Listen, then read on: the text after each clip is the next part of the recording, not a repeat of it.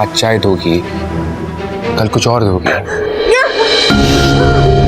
आवाज ना निकले। गिले शिकवे पास आने से दूर होते हैं, यूं दूर रहकर नहीं दूर होते। आप मत पकड़े डैड प्लीज।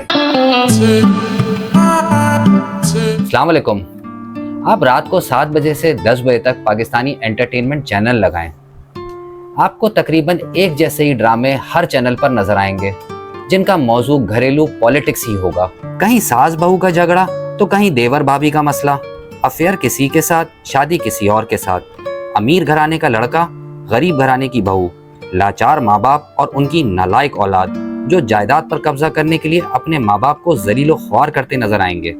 प्रोडक्शन हाउसेस ऐसे ड्रामों की वजह ये बताते हैं कि इन ड्रामों की रेटिंग बहुत हाई आती है और लोग देखना यही चाहते हैं, जबकि लोगों से पूछो तो जवाब मिलता है कि भाई जो दिखाया जाएगा वही तो हम देखेंगे।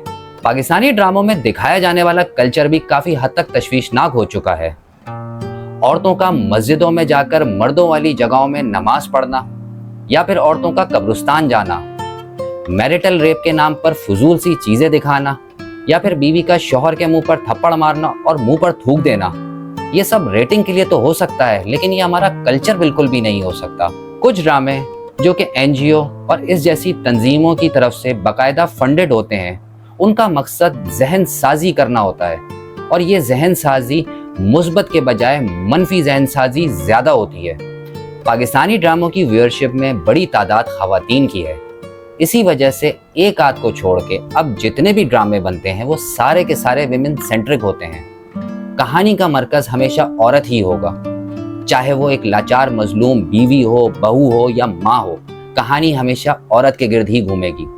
इसी वजह से अब मर्दों को कोई खास दिलचस्पी नहीं रही है हमारे ड्रामों में।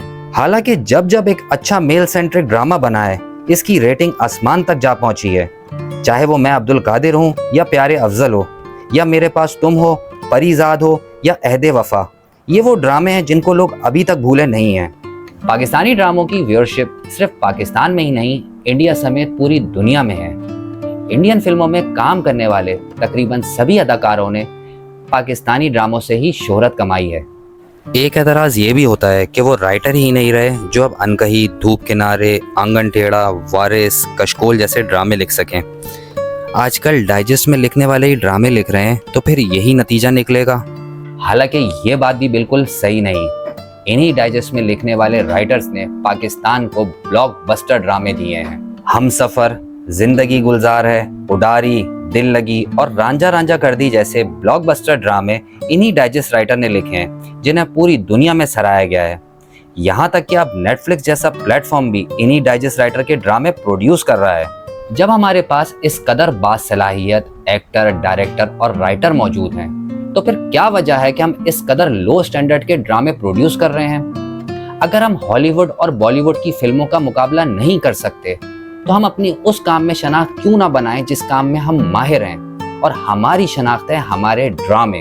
और अगर हम ऐसा करने में कामयाब हो गए, तो भले से लोगों के पास इंडियन, तुर्की ड्रामे देखने की चॉइस हो, लेकिन वो देखेंगे फिर भी अपने पाकिस्तानी ड्रामे ही, और वो गोल्डन ईरा जो कि पीटीवी का था वो फिर लौटकर वापस आ जाएगा। वीडियो आपको अच्छी लगी हो तो लाइक करें और कमेंट सेक्शन में हमें बताएं कि आपकी इस मौजू के बारे में क्या राय है। और अगर आप हमारे चैनल पर नए हैं तो चैनल को सब्सक्राइब कर लें, बेल आइकन के बटन को दबाना ना भूलें।